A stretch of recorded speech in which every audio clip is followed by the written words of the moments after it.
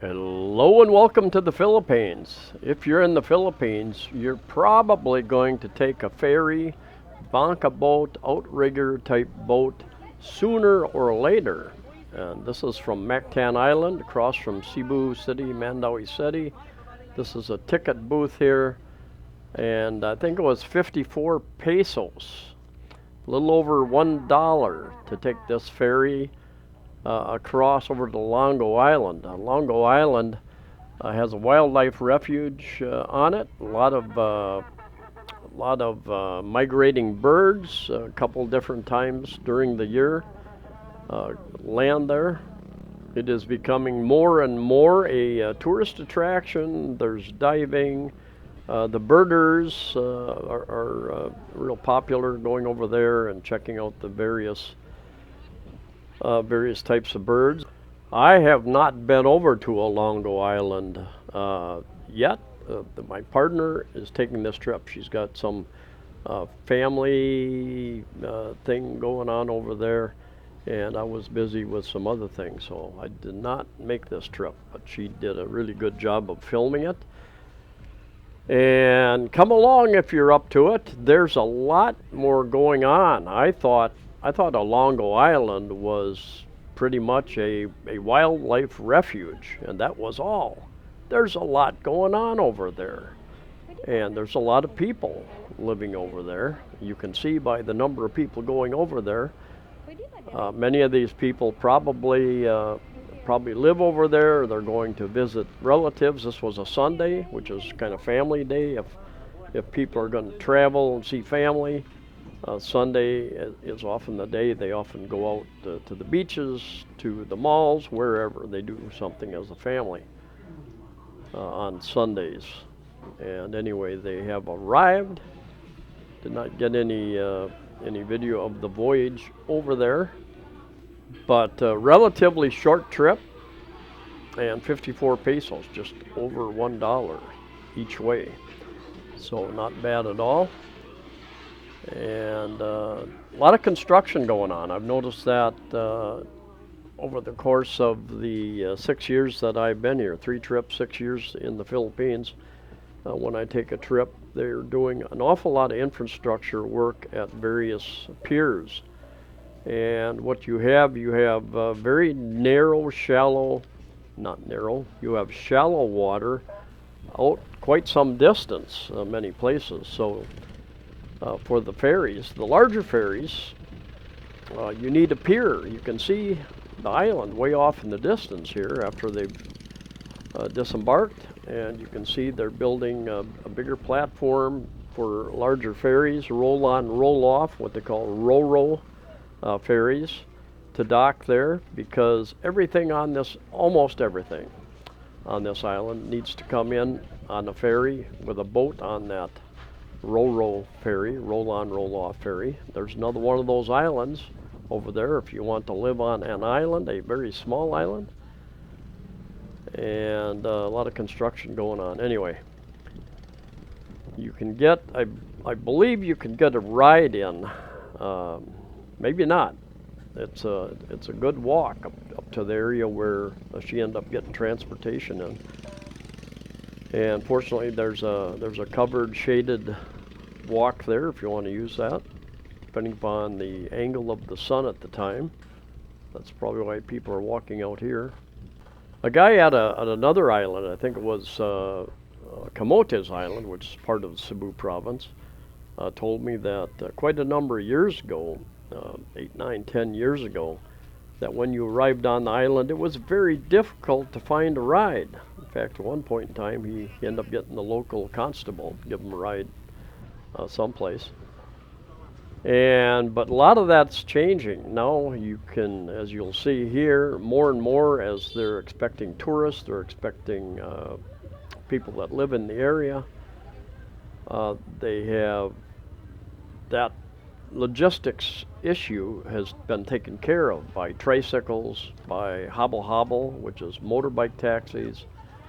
I don't remember seeing in the videos, I don't remember seeing any taxis on this island.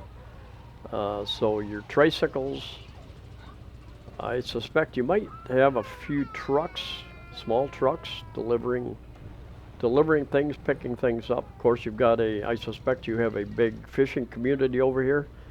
Any place you have this much water, which is most of the Philippines, you've got a lot of fishing going on. So fresh seafood. Yeah, here you can see the trucks that are either going to unload their stuff or they're going to drive onto a ferry, a larger ferry, and go back to Cebu City to either deliver goods or pick up additional goods. Now, the guy here on the motorbike, he was one of my partner's co-workers. My co-worker, I think. My partner was out of work during these lockdowns for about 5 months. This guy remains on call to work. And so he has very little work, so she paid him to be his tour guide. He lives over here, and to be her tour guide here. But look at all the term for these outrigger boats that you see along here. They can get closer into shore because they don't sit so deep in the water. But even there at low tide, they will be sitting on dry land at some point up here. I don't know exactly how far. It looks like these may well be sitting on the seabed already. The tide goes, for those of you who've lived near the sea and ocean, you know about tides. Many people don't know about tides. The water comes up and the water goes down, and it varies. Each day is a little bit different. It has something to do with the gravitational pull of the moon on the Earth, and a number of other factors as well, I believe. I have an app on my phone called Tides, and many of the apps that I checked out were they only had tides for specific areas, maybe California, maybe someplace in Europe, something like that. And I finally found one that does a really good job of giving me the tides here in the Philippines. So if anybody's interested, there is that possibility. Now, I didn't realize so many people lived over here. I knew there was at least a small population that catered to the tourist trade. I think there are a couple of hotels, resorts at least, that cater to the tourists, and you can book rooms over here. You can do island hopping. Olango Island group consists of 7 islands. The bigger island here, which is a bigger, smaller island, and then 6 smaller islands nearby it. And you can come over here, you can rent a bicycle, you can probably rent a motorbike, I suspect. You can probably rent a tricycle and driver, or maybe a motorbike and its driver as well. Checking online, I've seen varying numbers. I've seen a population of about, I think it was 22,000 people that live on this small island. And someplace online, I thought it was WikiLeaks, and WikiLeaks is not known for the accuracy of their information. Provides a lot of information, but it's not always accurate, as anybody can provide the WikiLeaks with, or not WikiLeaks. Wikipedia. WikiLeaks was a whole different thing. Wikipedia is not known for its accurate information, but I think it was there that it was stated 40,000, and I definitely believe that is not an accurate number. They've been putting in a lot of solar out here. In fact, I know a guy that works for the city in Lapu-Lapu, Mactan, and he's been over here quite a number of times putting in solar so that they have more consistent electric. She told me that they rely on a deep well, and I don't know if it's one deep well or many deep wells for the water out here. I'm not real sure of the power generation. Some islands you'll find use diesel generators, and therefore their electric rates can be substantially higher than in some of the cities. or if there's an area like Dumaguete, up above Dumaguete, you've got Valencia, and you've got some hot springs. You've got a geothermal plant someplace up there, I believe, and they get some of their electric for that. And I've been told by an expat who lives over there that their electric rates are relatively cheap. Plus, you're living higher in the mountain where it's cooler, therefore you don't need as much air conditioning as well. But if you were going to live on an island, any island, big or small, any part of an island, of course, you're going to want to know all those kind of things. Is water available? Is it consistently available? Are there issues with the water? Running out of water? How about electricity?